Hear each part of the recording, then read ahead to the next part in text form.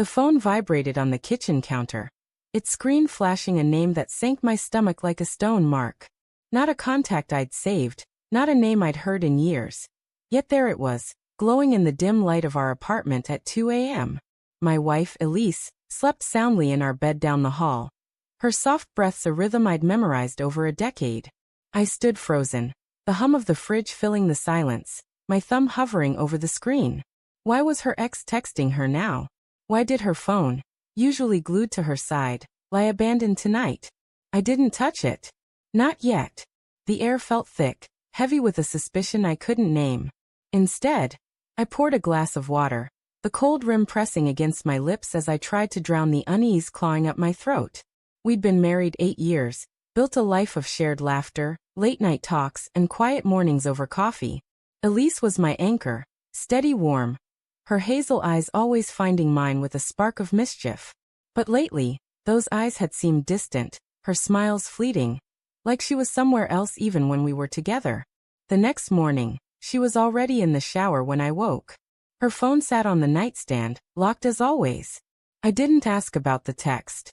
Instead, I watched her over breakfast, the way her fingers fidgeted with her mug, how she avoided my gaze when I mentioned a late meeting I had at work. "You okay?" I asked, my voice light but probing. She nodded, her lips curling into a smile that didn't reach her eyes. "Just tired," she said, and the words felt like a door shutting. Days passed, each one laced with small, nagging details. Her phone buzzed more often, always face down. She'd step out to take calls, her voice low, muffled behind closed doors. Once, I caught her laughing softly in the backyard. The sound so intimate it felt like a betrayal of its own. I told myself it was nothing, work stress maybe, or a friend in need. Elise was loyal. She'd always been loyal.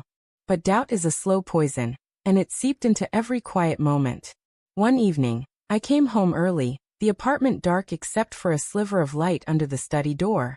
I heard her voice, sharp and hushed, like she was arguing. "You can't keep doing this," she whispered. My heart thudded, a primal rhythm urging me to barge in, but I pressed my ear to the door instead. "It's not fair to him," she said, her voice breaking. "I can't keep lying." The call ended, and I slipped back to the living room, my pulse roaring in my ears. Lying about what? To whom? To me? I didn't confront her. Not then. I wanted to believe there was an explanation. Something mundane. A surprise party, a family secret, anything but the truth I feared. But the next night, I couldn't stop myself. While she slept, I took her phone, her passcode long ago shared in a moment of trust. My hands shook as I opened her messages.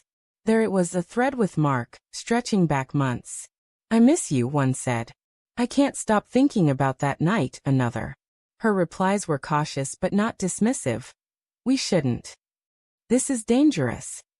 My chest tightened, the words blurring as I scrolled.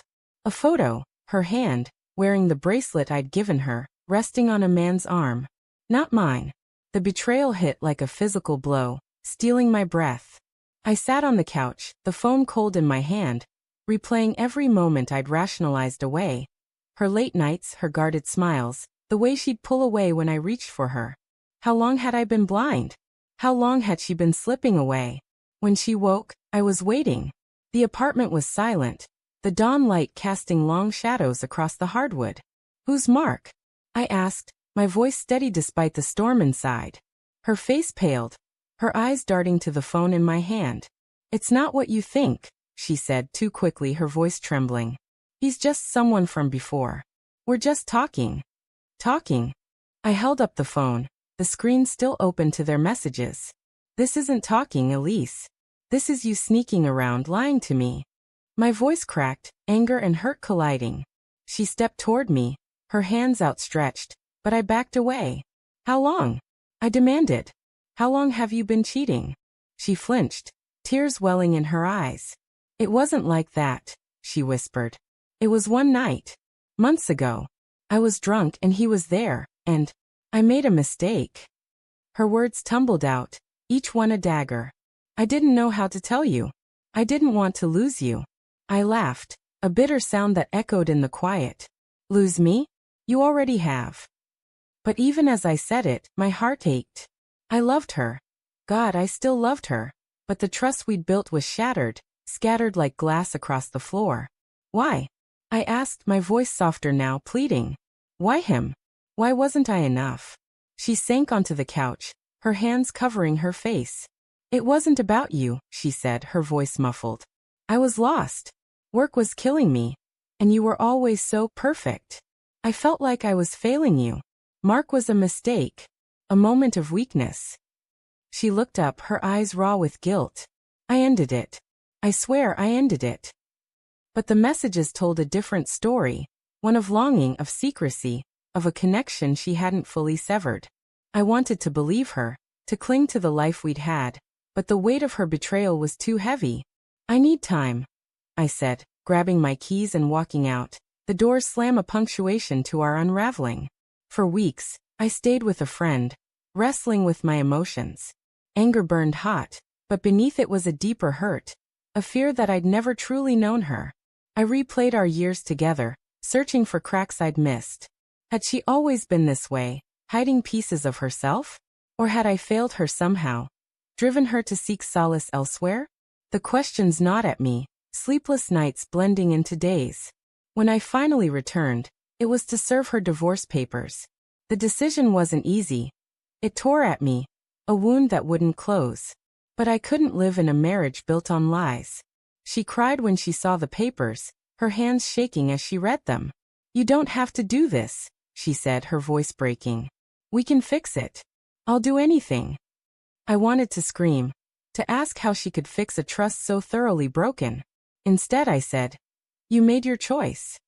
But as I turned to leave, she grabbed my arm, her grip desperate. He's gone, she said. I told him it's over. For good. Please don't give up on us. I froze, her words a lifeline I wasn't sure I could grasp. Then her phone buzzed on the table, and I saw the name Mark. My heart sank, the final twist of the knife. She hadn't ended it. Not really.